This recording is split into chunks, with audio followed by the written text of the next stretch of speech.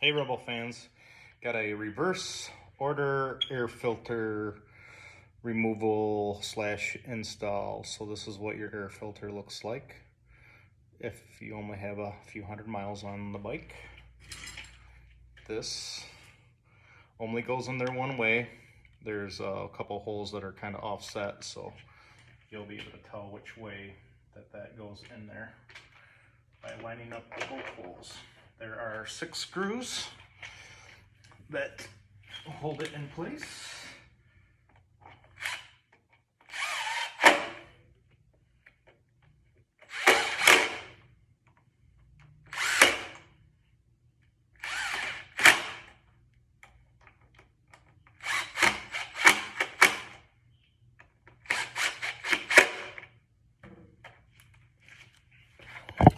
I do not recommend using electric power tools. I've said this before, don't do what I do. So anyway, as you can see, this is how it sets in. Next thing that will be going on is the Airbox lid, which I have over here. Now, this has a total of 8 screws, I had to count, and the front of it has a little sensor there. So what I did, the easier way to put it back in place is to take all the screws out so they don't catch anything, and then you can set it in place without really any issue. The little sensor that is here, this little blue sensor, you press down on it to remove the clip. So that is, if I can get it in there, you press down and it unclips.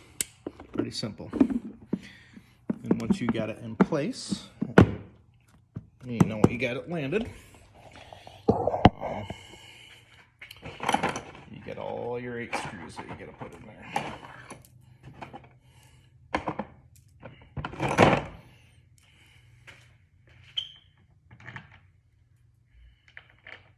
Now there's one up front, or the front of the engine, that's kind of a pain to get at. You will have to use a screwdriver for this, and bear with me, this is a little bit more complicated than all my other videos, at least for me.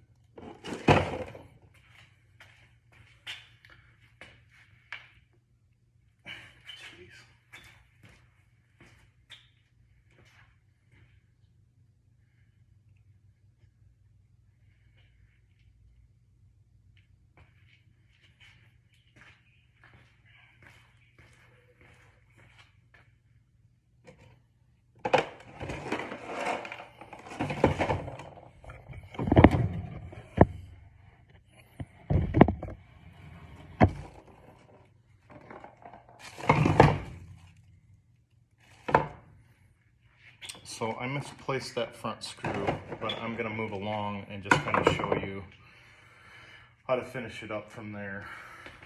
Yeah, I have no idea. I must have set that screw somewhere. Anyway, so what I did was I turned the tank sideways. So you have 2 bolts in the rear, 1 bolt in the front, and you don't have to disconnect anything. And you can kind of just pop it.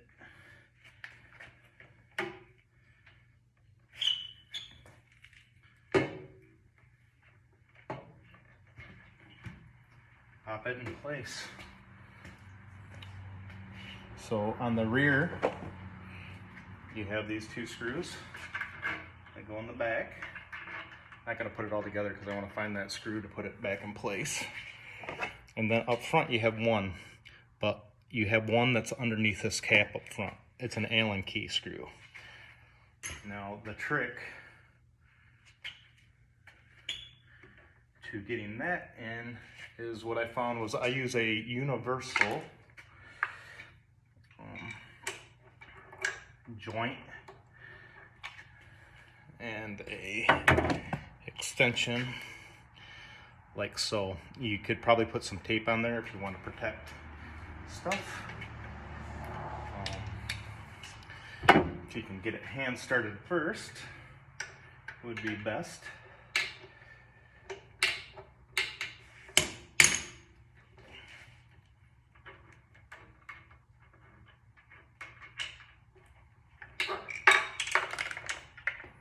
Or you can drop it in your engine and never find it.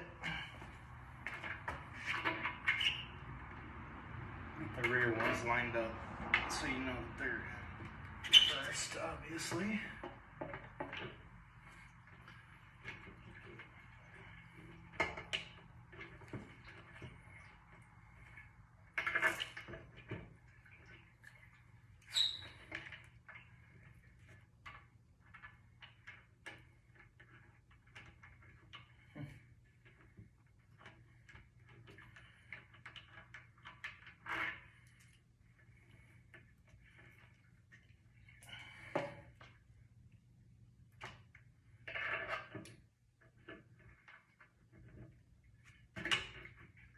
There we go.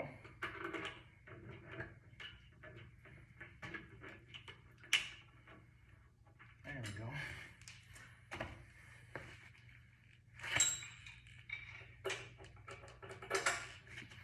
Now I'll try to get a little bit closer in on there. So I don't know if you can see.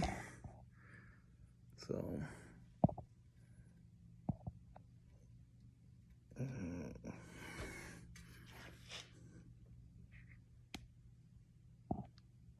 kind of goes in there. Sorry.